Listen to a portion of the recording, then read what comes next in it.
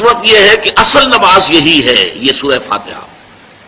چنانچہ میں آپ کو حدیث سنا رہا ہوں جو صحیح بخاری میں بھی ہے، صحیح مسلم میں بھی ہے، جامع ترمذی میں بھی ہے، سنن ابی داود میں بھی ہے، سنن نسائی میں بھی ہے، اور بہت سی کتابوں میں موجود ہے. اور یہ عن عبادہ بن صامت رضی اللہ تعالی عنہ، حضرت عبادہ بن صامت سے ہے مرفوعا کہ حضور نے فرمایا لا صلاۃ لمن لم یقرأ بفاتحۃ الکتاب، اس شخص کی کوئی نماز نہیں ہے جس نے کہ سورہ فاتحہ کی تلاوت نہیں کی. اب اس سے ہمارے ہاں ایک بڑا اختلاف پیدا ہوا، وہ نوٹ کر لیجئے. ایک رائے یہ ہے آپ اگر علیحدہ نماز پڑھ رہے ہیں تو ظاہر بات ہے کہ آپ کو ہر رکعت میں خود پڑھنی ہی پڑھنی ہے سورہ فاتحہ. جب باجماعت پڑھ رہے ہیں اب کیا شکل، امام پڑھ رہا ہے سورہ فاتحہ تو کیا مقتدی کو بھی پڑھنی چاہیے؟ اس حدیث میں جو الفاظ کی شدت ہے اس کی بنا پر رجحان یہ ہوتا ہے کہ یقیناً اس صورت میں ہر شخص کو لا صلاۃ لمن لم یقرأ بفاتحۃ الکتاب، جس نے کہ فاتحہ کی تلاوت نہیں کی، قرأت نہیں کی، اس کی کوئی نماز ہی نہیں. تو یہ موقف ہے امام شافعی کا، یہی مسلک ہے ہمارے اہل حدیث بھائیوں کا کہ آپ چاہے اکیلے نماز پڑھ رہے ہو، چاہے امام کے پیچھے پڑھ رہے ہو، اور چاہے امام جو ہے وہ جہری رکعت پڑھا رہا ہے اور چاہے سری رکعت پڑھا رہا ہے. خاموشی والی رکعت سورہ آپ کو معلوم ہے کہ نماز جو ظہر اور عصر کی ہے تو چاروں رکعتیں جو ہے وہ سری ہیں. مغرب کے اندر آ کر دو جہری ہیں ایک سری ہے، عشاء میں آ کر دو جہری ہیں دو سری ہیں، سورہ اور نماز فجر کے اندر دونوں جو ہیں وہ جہری ہیں. تو چاہے جہری ہو چاہے سری ہو آپ کو بھی لازماً جو مقتدی ہے اسے بھی سورہ فاتحہ پڑھنی ہوگی. اب اس کے لیے انہوں نے یہ طریقہ جو ہے تلقین کیا ہے کہ امام تیزی سے نہ پڑھے، رک رک کر پڑھے الحمدللہ رب العالمین. اس کے بعد اتنا وقفہ دے دے کہ جو مقتدی ہے وہ بھی کہہ لے اپنے دل میں یا پڑھ لے الحمدللہ رب العالمین الرحمن الرحیم. تو یہ رک رک کر پڑھنا، خاص طور پر اگر آپ کو موقع ہوا ہو کسی اہل حدیث امام کی امامت میں نماز ادا کرنے کا تو آپ دیکھیں گے کہ بڑا فرق ہے. ہمارے جو حنفی امام الحمدللہ رب العالمین الرحمن الرحیم مالک یوم الدین ایاک نعبد و ایاک نستعین، 4 آیتیں جو ہیں وہ بھی ایک ساتھ میں پڑھ جائیں گی. لیکن یہ کہ عام طور پر جو اہل حدیث حضرات ہیں وہ رک رک کر ٹھہر ٹھہر کر پڑھتے ہیں، ترتیل کے انداز میں پڑھتے ہیں. یا پھر دوسری شکل انہوں نے ایک اور کی ہے، یہ آپ سعودی عرب میں جب کبھی نماز پڑھیں گے اور آپ پڑھی ہو آپ نے تو وہاں آپ دیکھیں گے کہ امام جو ہے وہ سورہ فاتحہ پڑھنے کے بعد کوئی 1 منٹ جو ہے خاموش رہتا ہے تاکہ آپ اب جو مقتدی ہیں وہ اس وقفے میں وہ اب سورہ فاتحہ پڑھ لیں. پھر وہ قرات کرے گا، کوئی اور آیات اس نے شامل کرنی ہے تو بعد میں شروع کرے گا، درمیان میں وقفہ ہوگا. لیکن ایک مسلک یہ ہے، اور یہ مسلک جو ہے یہ در حقیقت قرآن مجید کی ایک آیت کے اوپر مبنی ہے. سورہ اعراف کے آخر میں فرمایا گیا وَإِذَا قُرِئَ الْقُرْآنُ فَاسْتَمِعُوا لَهُ وَأَنصِتُوا، جب قرآن پڑھا جا رہا ہو تو توجہ سے اسے سنو، خود خاموش رہو. اب یہ قرآن مجید کی آیت ہے. اس کے بنا پر ایک رائے یہ ہے کہ آپ امام کے پیچھے سورہ فاتحہ نہیں پڑھیں گے، پڑھا جا رہا ہے سنو اس کو، خود خاموش رہو. اور اس کے لیے وہ دلیل دیتے ہیں کہ یہ شکل ایک وفد کی سی ہے.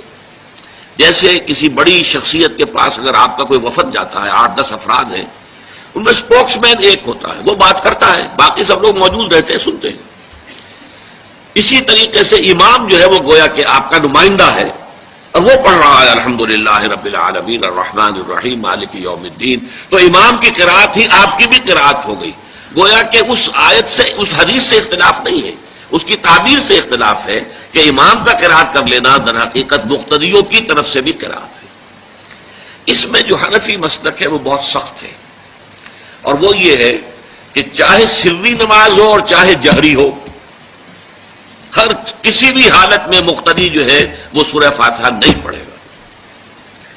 اب اس میں ذرا سا سوال پیدا ہوتا ہے کہ جہری رکعت میں تو اس آیت کا اطلاق ہو جائے گا کہ وَإِذَا قُرِئَ الْقُرْآنُ فَاسْتَمِعُوا لَهُ وَأَنصِتُوا، سری میں تو اس آیت کا اطلاق نہیں ہوتا.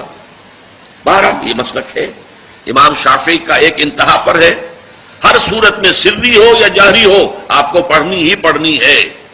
اور امام ابو حنیفہ دوسری انتہا پر ہے کہ چاہے سری ہو چاہے جہری ہو کسی شکل میں نہیں پڑھنا. امام مالک کا مسلک ہے درمیان میں، اور میں اس میں کوئی جھجک محسوس نہیں کرتا کہ میں آپ کے سامنے عرض کر دوں کہ میں اس پر عمل پیرا ہوں۔ وہ کیا ہے؟ جہری نماز میں خاموش رہو اور سنو۔ اس آیت کا اطلاق ہو جائے گا جب بلند آواز سے پڑھ رہا ہے امام تو پوری توجہ، فاستمعوا لہ، اپنی پوری توجہ کو اس کے سننے کے اوپر مرکوز کر دو اور خود خاموش رہو۔ سری رکعت میں البتہ، جبکہ وہ بھی خاموشی سے پڑھ رہا ہے، آپ بھی خاموشی سے پڑھ رہے ہیں۔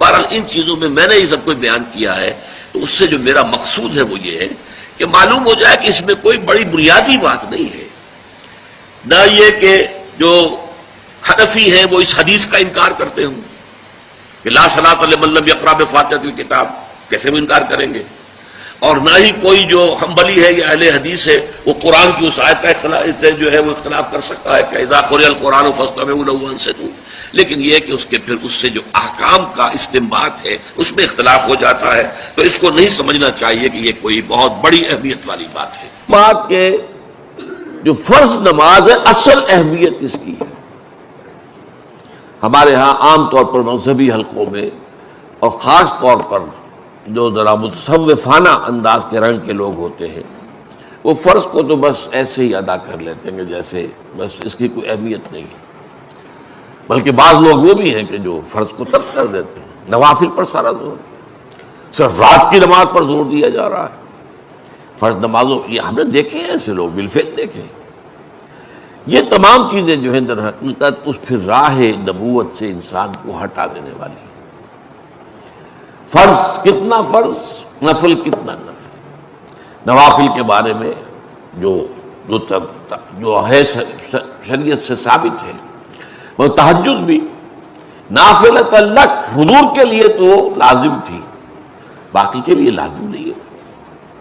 جو قیام اللیل شروع میں تھا وہ لازم نہیں ہے، ہاں رمضان مبارک میں اس کی تشویق ہے، ترغیب ہے، وہ خاص ایک مہینہ ہے، اس میں دن میں کھانا پینا جو ہے وہ حرام کیا گیا، تو رات کو 2/3 رات یا 1/3، کم سے کم 1/3 رات جاگو اللہ کے قرآن کے ساتھ، اللہ کی کتاب کے ساتھ۔ تو یہ اصل میں جو توازن ہے یہ جو ہے بہت ضروری ہے۔ ارأیت اذا صلیت الصلوات المکتوبات، حضور آپ نے دیکھا، غور فرمائیے کہ اگر میں جو فرض نمازیں ہیں وہ ادا کروں، اب مثلا ایک حدیث مجھے اور یاد